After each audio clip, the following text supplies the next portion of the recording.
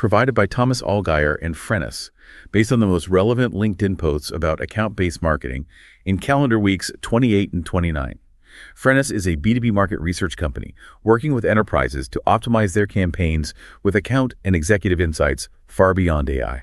Right. And just to set the stage here, today's deep dive is really for, well, strategic B2B marketing professionals. If you're looking for no fluff, highly actionable insights, you're in the right place. We're basically unpacking the absolute top account-based marketing trends that are, completely dominating LinkedIn right now. Exactly. And we've got a really solid roadmap for you today. We're going to explore 4 key themes. So we'll start with ABM strategy and fundamentals, then move into account intelligence and signals, touch on the whole AI and automation explosion, and finally wrap up with LinkedIn ads and paid channels. Sounds perfect. Let's just dive right into that first theme, the strategy and fundamentals, because frankly, the core tension in ABM right now is this massive gap between having a real go-to-market strategy versus just doing outbound and slapping a fancy name on it. Oh, 100%. It's like putting a really expensive tailored suit on standard demand gen. Yeah, exactly. And there was this great point from Maria Scheifler that gets right to the heart of this. She pointed out that go-to-market success, it doesn't start with some colorful, perfectly planned campaign calendar. Right. Which is what everyone wants to do first. Totally. But she says it actually starts with a really sharp, universally agreed upon ideal customer profile for every single segment. And here's the crazy part.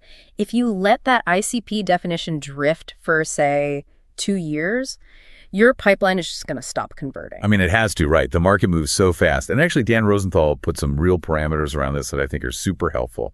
He basically argued that true ABM works best when you have a total addressable market of under 20,000 accounts. Wow. Okay. That's a pretty specific cap. Right. And your average contract value needs to be above $50,000. Or, alternatively, you have to have a dedicated enterprise sales motion. Yeah. Because it's all about working backwards from this highly targeted list. Yeah, the unit economics just don't work if your contract value is like 10 grand. You'd go bankrupt running a true one-to-one motion. Exactly. You have to go deep, not broad. But going deep, and Shivam Shukla brought this up, which I thought was brilliant. It's not just about hammering a company with ads. It's about mapping the actual buying committee inside that account. Because you're not selling to a logo, you're selling to people. Right, highly anxious people, usually. He noted that, the CEO wants growth, the CFO is demanding immediate ROI, and the CTO is just terrified of a security breach. So if you send them all the same generic message. Yeah, if you send a generic synergize your workflows email, it completely fails. It doesn't address their individual priorities at all. Which brings up the biggest internal hurdle. Nancy Carlisle Harlan dropped a massive reality check on this.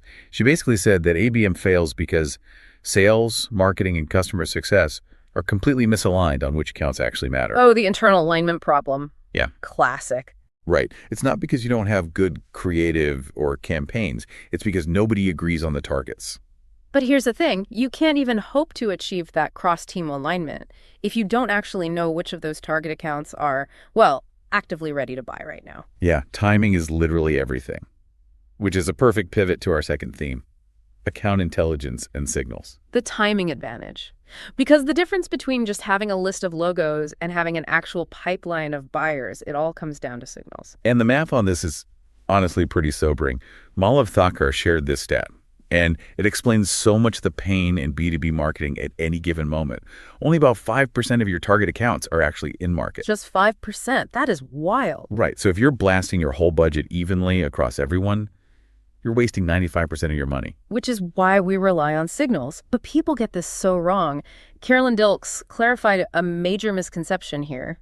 She pointed out that a content download or registering for a webinar, that is an interest signal. It is not an intent signal. Well, that's such a crucial distinction. Right, because someone downloading a white paper could just be an intern doing research. She says you have to layer first-party behavior like checking your pricing page with third-party intent to actually find the real buyers. Yeah, you have to stop conflating curiosity with buying power.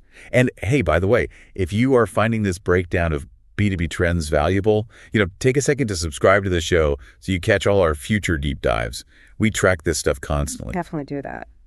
So, on that note of strict signal logic, Devjit Sen shared a case study that blew my mind. He took over this struggling program, right? They had 400 target accounts, and in 6 months, they got a grand total of 4 opportunities. Ouch. 6 months for 4 ops. Exactly. So he just ruthlessly cut the list down from 400 to just 25 accounts. Wait, down to 25? Yeah. But they were based on incredibly strict signals, recent website visits, active LinkedIn engagement, existing sales relationships, and then he used highly personalized videos for outreach. And what happened? 9 opportunities in a single quarter, just by focusing purely on the ones actually showing intent. That is the power of focus right there. Yeah. And you see this at the highest levels, too. Eric Quanstrom shared how Datadog prioritizes their accounts, and it's fascinating. Oh, I love Datadog's go-to-market. What do they do? They don't use broad demographic filters. They look for highly specific technical signals, like they monitor an account's GitHub repository usage and the complexity of their tech stack. Wow, so they're looking for the actual symptom of the problem they solve. Exactly. If an engineering team is suddenly shipping a ton of code, their infrastructure is probably stressed, which means they need Datadog today. Using this method, one of their SDR teams hit 75% of their monthly quota in a single day. A single day. That's insane. But, once you found those high-intent signals, the bottleneck used to be the time it took to actually build personalized assets for them. Which brings us to theme 3, AI and automation. Oh, yeah. The massive collision between execution speed and strategic depth. Right, because Laurie Hilodakis talked about this new tool called 10-minute ABM. And the claim here is wild. It basically compresses what used to take 100 hours of manual production into 10 minutes. Wait, 100 hours into 10 minutes? How? It generates hundreds of personalized ad sets for specific accounts, and it pulls the messaging directly from actual sales call recordings. So it's perfectly tailored. I mean, the speed is incredible, and I think this is where a lot of people push back. If you attach a Ferrari engine to a broken shopping cart, you're just going to crash faster. Yes. Andrzej Zinkovich made this exact point. He said, AI only scales a strategy that already works. If your manual setup was failing, automating it just means you're blasting bad marketing at an unprecedented scale. You're just annoying more people much faster. Precisely. Yeah. But when it does work, it's pretty incredible. Ryan Carlin built this setup for a $50 million tech company, and it shows where automation is just working flawlessly. Okay, what did he build? He created 3 distinct agentic workflows that made their ABM literally 100% hands-off. So Agent 1 qualifies net new ICP accounts. Agent 2 enriches the buying committee by cross-referencing LinkedIn data.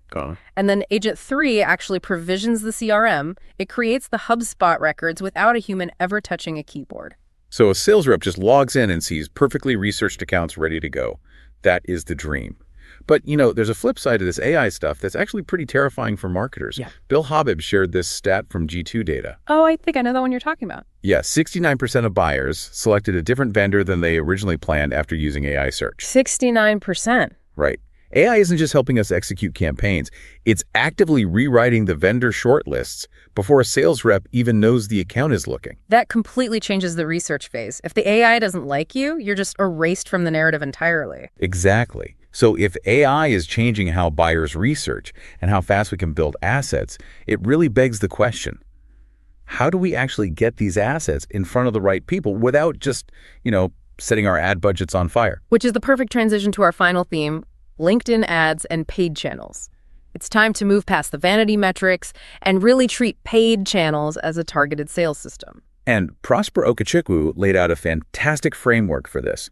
It's all about mapping your channels to your account tiers so you don't burn out your audience or your wallet. Yeah, because treating every account equally is a huge mistake. Exactly. He says tier 1 accounts, your VIPs, they get all 4 channels orchestrated. They get ads to warm them up, LinkedIn DMs to nurture, cold calls, and emails. Right, the full red carpet. But tier 3 accounts, they just get email. You have to match the channel investment to the actual potential value of the account. That makes total sense. And even within those top tiers, structurally setting up the campaigns matters so much.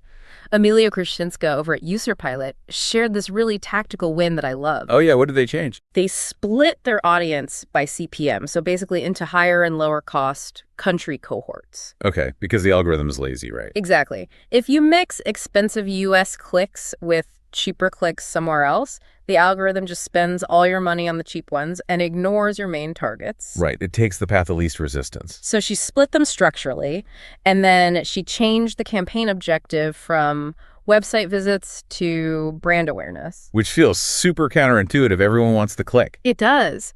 But that simple structural change almost doubled their impressions and cut their cost per click by over 55%. That is wild. Yeah. But it proves you have to understand platform mechanics. Tim Davidson did an audit of this Series C SaaS company that was spending $120,000 a month. 120 grand a month on LinkedIn. Yeah, and they were using maximum delivery bidding, which basically tells the platform, hey, I don't care about efficiency, just spend all this money before midnight. Oh no, that just skyrockets your costs for no reason. Right. And their flagship, one-to-one campaigns targeting their top 43 VIP accounts, they had a dismal 0.32% click-through rate. Wait, 0.32%. Why was it so low? Because the creative looked like every other generic, boring B2B ad in the feed. It just didn't stand out at all. Wow. Yeah, you can have the best targeting in the world, but if the creative is invisible, you're done. But when you do get it right, the upside is massive.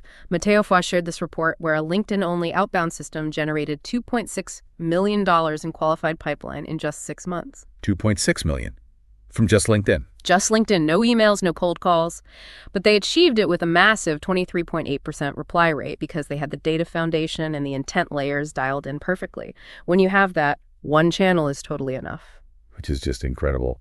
And, as we wrap this up, it really brings me to a final, pretty provocative thought based on all this material. We've spent a lot of time talking about AI tools doing the heavy lifting, right? Yeah, absolutely. But there's this cautionary tale from Harsha Raj that I think everyone needs to hear.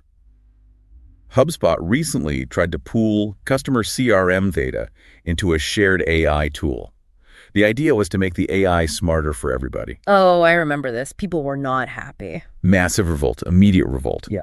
Because as AI becomes the baseline engine for everybody, like when everyone can write 1,000 emails in 10 minutes, the technology itself isn't your competitive moat anymore. That's a great point. It just levels the playing field completely. Exactly. Your proprietary, hard-won, historical account data is your only true strategic advantage left. Don't trade that away for a quick software feature. I couldn't agree more. If you enjoyed this episode, new episodes drop every 2 weeks. Also check out our other editions on field marketing, channel and partner marketing, AI and B2B, MarTech, go-to-market, and social selling. Thanks so much for tuning into this deep dive, everyone. Really appreciate it. Make sure you hit subscribe, and we will catch you on the next one.